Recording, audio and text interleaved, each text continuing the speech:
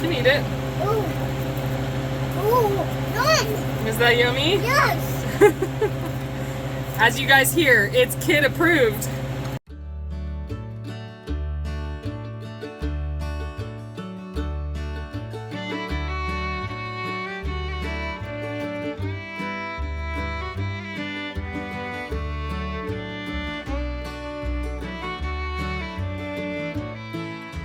Hi you guys, welcome back to Kirshner Farmstead. If you are new to our channel, my name is Kirsty, and today we are going to be freeze drying, okay? So we are going to be freeze drying broccoli, which is going to be a first for us, but I'm pretty sure it should go pretty smooth.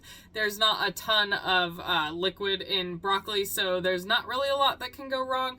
Now there is a debate that amongst the freeze drying community that sometimes people blanch their broccoli and sometimes people don't blanch their broccoli, okay? So I am not going to be blanching mine, and we are going to see how it goes, okay? We got a 20-pound case of broccoli at Denio's, and it was so much fun, you guys. Okay, so not very often do we get approached about preserving food out in daily life, but we actually did. There was a kid that was at the booth that was selling, and I say kid, he was like somewhere late teens, early 20s, right?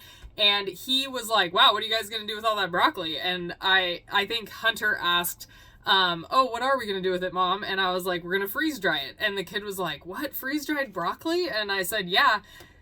So and I explained to him how it reconstitutes really similar to frozen broccoli. So and I explained all of that to him. And he was like, wow, so you just got like 6 months worth of broccoli for your family for $15.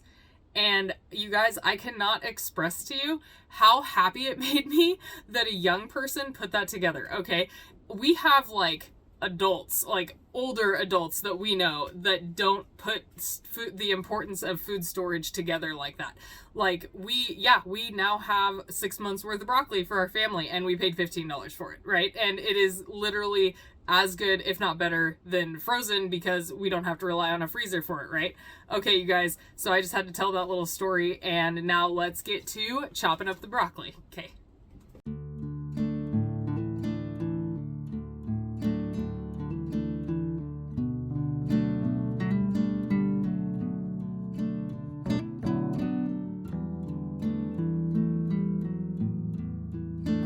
Alright you guys, so our broccoli is all chopped up and is pre-frozen, okay? We like to pre-freeze pretty much everything that we put in the freeze dryer with the exception of sometimes, but the best way that I have found to get the most frozen at once is to just use my big cookie sheets that I have and then break the pieces apart.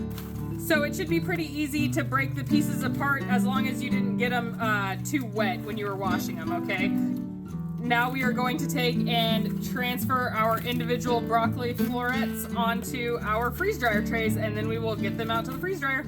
All right, you guys, so we are back. Our freeze dryer is, it has been freezing for 22 minutes now, so it is ready for our broccoli to go into it. One thing I can definitely say is try to make sure that your broccoli is flattened down, because obviously we know that broccoli is very airy with all of the little holes between the trees, right? Okay. Now, like I said, we have never done broccoli before, so we are going to see how long this takes. And we will be back. Thank you guys for sticking around. All right, you guys, so our broccoli should be done, okay? We're gonna be checking it right now. It's been going for 41 hours and 27 minutes. It actually ended in the middle of the night, so I had to run it for a little bit longer to get it back heated up again, okay? So we are going to check it. Open the drain valve.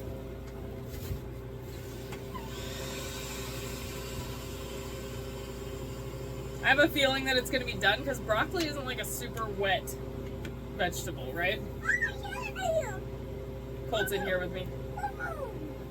Oh, you found shoes? Apparently he left shoes in here. Alright, oh yeah, you guys, this is beautiful. Look. Oh my goodness. It looks like it actually discolored a little bit, but that's okay. I noticed that it did that in the freezer too. Okay, so I am actually going to be packaging this into half-gallon jars, and then we will go inside and we are going to do a broccoli cheddar soup recipe with some different, this broccoli of course, but then some different freeze-dried foods that we have in our stockpile, as well as canned goods. So we can almost fit one tray into a half-gallon jar. And I did have these trays packed pretty full, you guys. Big one. Hey, big one. One big one. Put it in there. You can eat it. Ooh. Ooh. Yum. Is that yummy? Yes. As you guys hear, it's kid approved. Man, could you imagine kids eating freeze-dried broccoli instead of chips? Holy cow. Be so much better for all of us. This. Eat this. You're gonna eat that? Yes. Good, I'm glad you're gonna eat that. Alright, you guys, so we are going to be using silica gel packets in our mason jars, not oxygen absorbers unless we want to do long-term storage, okay? So if we decide that we're going to do in Mylar, we will be packaging with oxygen absorbers.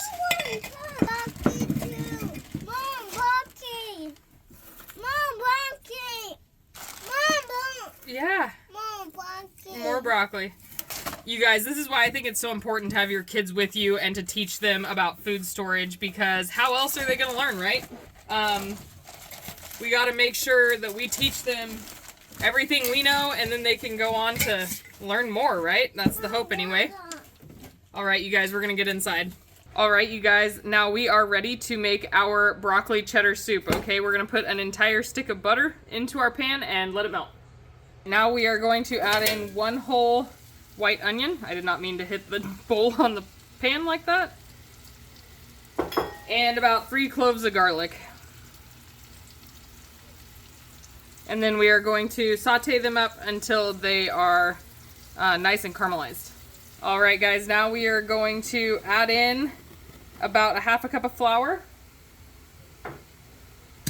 Basically, what you're doing right now is you're just making a cheese sauce, okay? That then you add stuff to it. But the base of broccoli cheddar soup is absolutely a cheese sauce. Now we are going to add in 1 quart of stock of your choice. I'm using turkey stock, but you can use chicken stock or beef stock or veggie stock if you want to go that route, whatever you would like. Now we are going to add in 2 julienne carrots. You can absolutely shred the carrots if you would like to, but I like to julienne them just so that they're a little bit thicker and keep their integrity. Now we're going to add in 1/2 teaspoon of paprika. And of course the cheese, okay? We're going to add in we shredded an entire 8-ounce brick of sharp cheddar. If you prefer the taste of medium cheddar or white cheddar, feel free to use whatever you want. This is a versatile recipe. Now, I do not salt my stock when I make it, so I have to put quite a bit into whatever I'm making, okay? So I'm going to put 2 teaspoons of salt into this. Make sure that you do it to taste.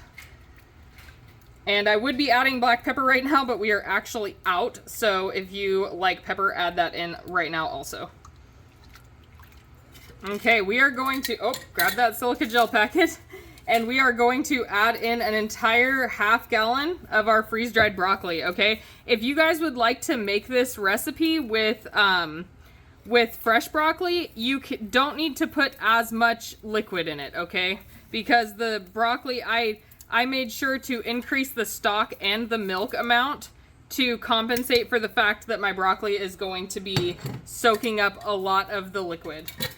Now we are going to add in 1 quart of milk. And we are going to let it cook until the cheese is completely melted in there and all of the broccoli is fully reconstituted. All right, we'll be back, guys.